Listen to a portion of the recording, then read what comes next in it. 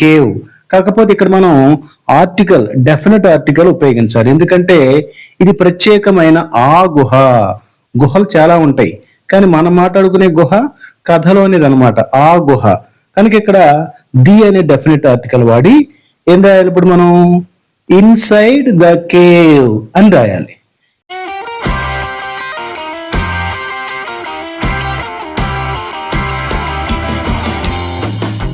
Friends, పూర్తి కథకు సంబంధించి మనం ఇప్పుడు 16వ వాక్యం చూద్దాం. అలీబాబా గుహ లోపలికి అడుగు పెట్టాడు. అలీబాబా గుహ లోపలికి అడుగు పెట్టాడు. చాలా చిన్న వాక్యం. దీన్ని మనం ఆంగ్లానువాదం చేసే నిమిత్తం ముందు వొకాబులరీ చూద్దాం. గుహ, కేవ్. సహజంగా నేనేం చెప్పాను మీకు? ఆర్టికల్స్ కానీ, ప్రిపోజిషన్స్ కానీ ఆయా సందర్భాన్ని బట్టి, ఆ కాంటెక్స్ట్ ని బట్టి డిక్షనరీ మీనింగ్ కాకుండా డైరెక్ట్ గా కథలో మనకి ఏ మీనింగ్ అయితే రావాల్సి ఉంటుందో దాన్నే మనం చెప్పుకుంటున్నాం. గుహ, ది కేవ్. లోపలికి, ఇన్సైడ్. అడుగు పెట్టాడు, స్టెప్డ్. ఓకే, ఈ తెలుగు వాక్యాన్ని ఇంగ్లీష్ లోనికి మార్చడానికి అవసరమైనటువంటి గ్రామర్, అదే పార్ట్స్ ఆఫ్ సెంటెన్స్ చూద్దాం. అలీబాబా గుహ లోపలికి అడుగు పెట్టాడు. దీనిలో సబ్జెక్టు కర్త అలీబాబా, పని చేసేవాడే సబ్జెక్టు. ఆ విషయం మీకు తెలుసు కదా. ఆ తర్వాత వెర్బ్ వచ్చేసి అడుగు పెట్టాడు, స్టెప్డ్. ఇది సింపుల్ పాస్ట్ టెన్స్. ఎక్కడికి? గుహ లోపలికి, ఇన్సైడ్ ద కేవ్. ఇది యాడ్వర్బ్ ఆఫ్ ప్లేస్.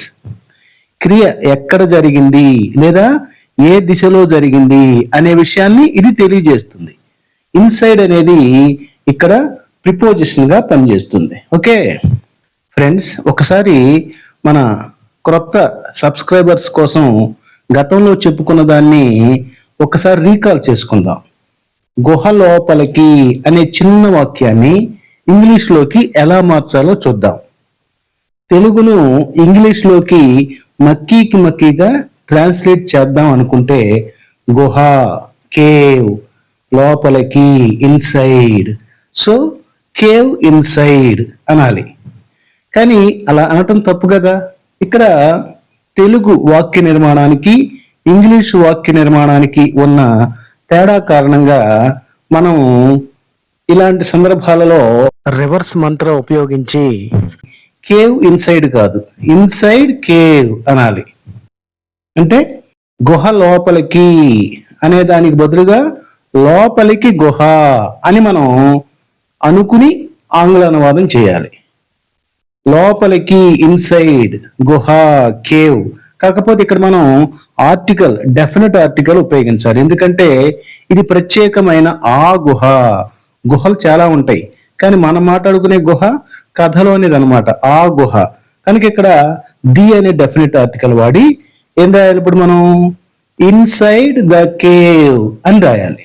ఇలా మీరు ఈ ట్రాన్స్లేషన్ సంబంధించినటువంటి చాలా విలువైన సమాచారాన్ని మనం గత వీడియోలలో ఇవ్వటం జరిగింది. వాటిని మీరు ఒకసారి తిరిగి చూస్తూ ఉండండి. ఓకే, ఇప్పుడు నెక్స్ట్ స్టెప్ ఇంగ్లీష్ అనువాదానికి సంబంధించినటువంటి సెంటెన్స్ స్ట్రక్చర్, సింటాక్స్ చూద్దాం. ఫస్ట్ గా సబ్జెక్ట్ వస్తుంది, ఆ తర్వాత వెర్బ్ వస్తుంది, ఆ తర్వాత యాడ్ వెర్బ్. ఇప్పుడు మొత్తంగా చూడండి. సబ్జెక్ట్ వచ్చేసి అలీబాబా, వెర్బ్ స్టెప్డ్, ప్రిపోజిషన్ లేదా add verb inside the cave. Alibaba stepped inside the cave. Alibaba గుహ లోపలికి అడుగు పెట్టాడు. Alibaba stepped inside the cave. ఇక్కడ మీరు ఒక ఫ్రేజ్ గా గుర్తుపెట్టుకుంటే వాక్యం యొక్క అనువాదం చాలా తేలిగ్గా అనిపిస్తుంది. కానీ ఇక్కడ మనం ఏదో ఇన్స్టెంట్ గా ముక్కును పెట్టుకుని ఇంగ్లీష్ నేర్చుకోవటం కాదు కదా. మనం పర్మనెంట్ గా ఇంగ్లీష్ ని మనం పునాదుల దగ్గర నుంచి నేర్చుకుంటున్నాం, బేసిక్స్ దగ్గర నుండి నేర్చుకుంటున్నాం. కాబట్టి మనం ప్రతి చిన్ని పాయింట్ ని కూడా చాలా శ్రద్ధగా గమనిస్తూ ఉన్నాం అన్నమాట. ఓకే, ఇప్పుడు వాక్యం యొక్క అనువాదం అర్థమైపోయింది కాబట్టి నెక్స్ట్ స్టెప్ వచ్చేసి పార్ట్స్ ఆఫ్ స్పీచ్. ఇప్పుడు పార్ట్స్ ఆఫ్ స్పీచ్ ఈ ఇంగ్లీష్ వాక్యంలోని భాషా భాగాలను పేర్కోవడంతో పాటు ప్రతి భాషా భాగాన్ని తెలుగు మరియు ఇంగ్లీష్ లో వివరిస్తూ వాటిని అక్కడ ఉపయోగించాల్సినటువంటి అవసరంతో పాటు దానికి సంబంధించిన పూర్తి గ్రామర్ ని అవసరమైన తెలుగు మరియు ఇంగ్లీష్ లో వివరిస్తూ ఉదాహరణ వాక్యాల ద్వారా యూసేజ్ కూడా చూద్దాం. ఈ వాక్యంలో మొదటి పదం ఆలీబాబా. ఇది ప్రాపర్ నౌన్, ఒక వ్యక్తి యొక్క ప్రత్యేకమైన పేరు. ఒక వ్యక్తి యొక్క ప్రత్యేకమైన పేరు.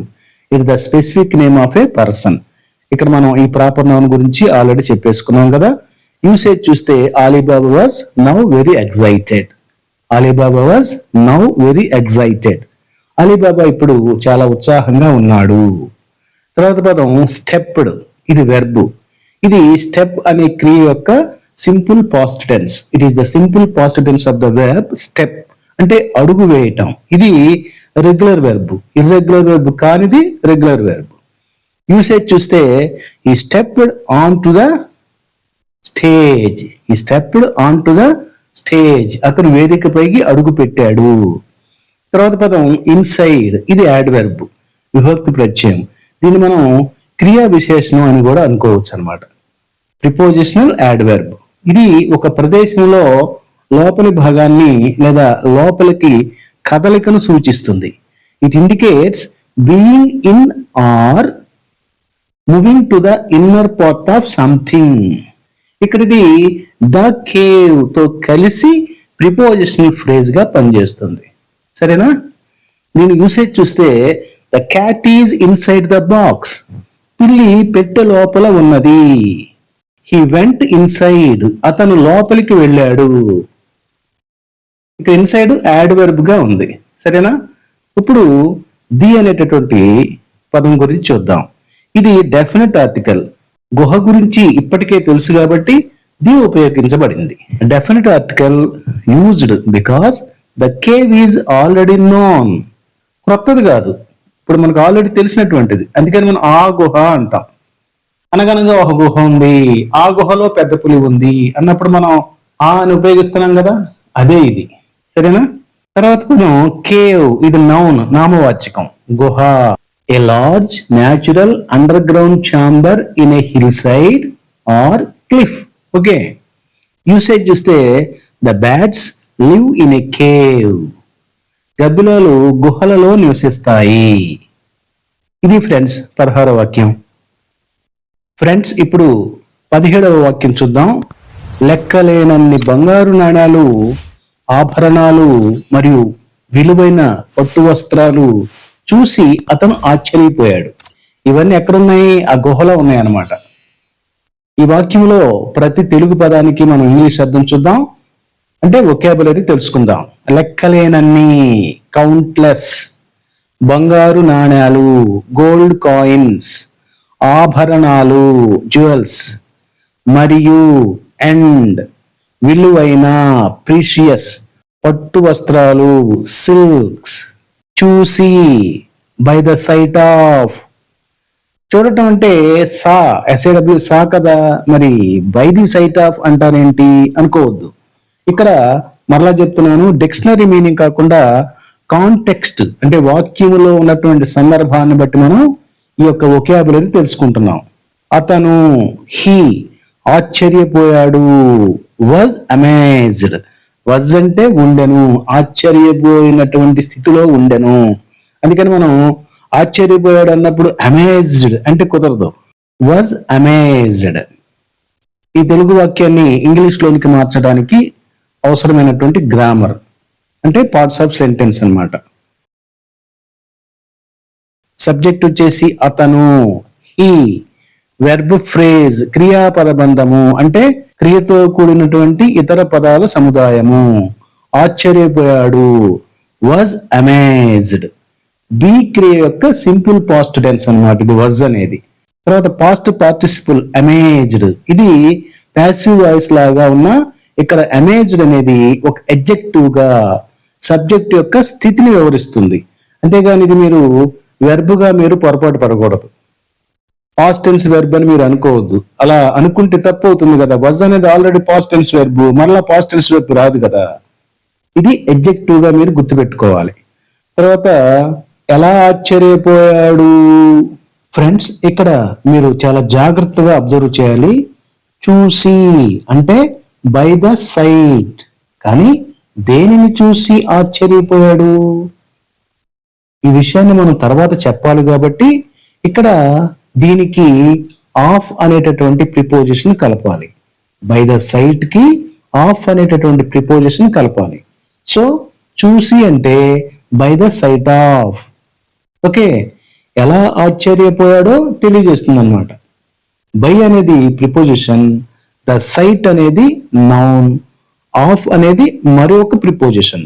ఈ మొత్తాన్ని కూడా మనం ప్రిపోజిషనల్ ఫ్రేజ్, విభక్తి ప్రత్యయ పదబంధము అంటాం. ఓకే, ఇప్పుడు వాక్యములో లెక్కలేనన్ని బంగారు నాణాలు, ఆభరణాలు మరియు విలువైన పట్టు వస్త్రాలు చూసి అతను ఆశ్చర్యపోయాడు. ఈ వాక్యం మొత్తంలో మనం చూసి అతను ఆశ్చర్యపోయాడు ఇంతవరకు మనం పదాలను తెలుసుకున్నాం. ఇక మిగిలినటువంటి దాన్ని చూద్దాం. ఇంతకు వేటిని చూసి ఆశ్చర్యపోయాడు? Countless gold coins, jewels and precious silks. ఇవన్నీ ఆశ్చర్యానికి కారణమైన వస్తువులు. వీటిని ఆబ్జెక్ట్ నౌన్స్ అంటారు, లేదా ఆబ్జెక్ట్ అనండి, లేదా అదర్ వర్డ్స్ అనండి. పేరేదైనా మనం సెంటెన్స్ కన్స్ట్రక్షన్ లో చివర్లో పెడదాం వీటిని. ఓకే, ఇప్పుడు ఇంగ్లీష్ లోకి అనువదించడానికి అవసరమైనటువంటి సెంటెన్స్ స్ట్రక్చర్ గమనిస్తే subject plus was plus adjective amazed plus prepositional phrase by the sight of plus ఆశ్చర్యానికి కారణమైన వస్తువులు ఆబ్జెక్ట్ నౌన్స్. ఇప్పుడు అనువాదం చేయబడ్డ వాక్యం చెప్పండి. He was amazed by the sight of countless gold coins, jewels and precious silks. Subject వచ్చేసి he, verb was, adjective amazed, prepositional phrase by the sight of, object nouns లేదా other words countless gold coins, jewels and precious silks. ఇప్పుడు మనకు వాక్యం వచ్చేసింది కాబట్టి parts of speech చూద్దాం. మొదటి పదం హీ, ఇది ప్రొనౌన్, సర్వనామం. ఆలీబాబాకి బదులుగా ఉపయోగించబడిన సబ్జెక్ట్ ప్రొనౌన్. ఆ తర్వాత వజ్, ఇది వెర్బ్, ఇది బి అనేటటువంటి క్రియ యొక్క సింపుల్ పాస్ట్ టెన్స్ రూపం మరియు సింగులర్ వెర్బ్ అన్నమాట. యూసేజ్ చూస్తే షీ వాజ్ టైర్డ్, ఆమె అలసిపోయింది. తర్వాత అమేజ్డ్, ఈ పదం గమనిస్తే ఇది అడ్జెక్టివ్, విశేషణం. ఇది అమేజ్ అనే క్రియ యొక్క పాస్ట్ పార్టిసిపుల్ నుండి వచ్చింది, కానీ ఇక్కడ ఒక స్థితిని వివరించే విశేషణంగా పనిచేస్తుంది. It comes from the past participle of the verb amaze, but here it functions as an adjective describing A state. అంటే ఆశ్చర్యపోయినా అని అర్థం. యూసేజ్ చూస్తే I was amazed by his talent, అతని ప్రతిభ చూసి నేను ఆశ్చర్యపోయాను. తర్వాత పదం బై, ఇది ప్రిపోజిషన్.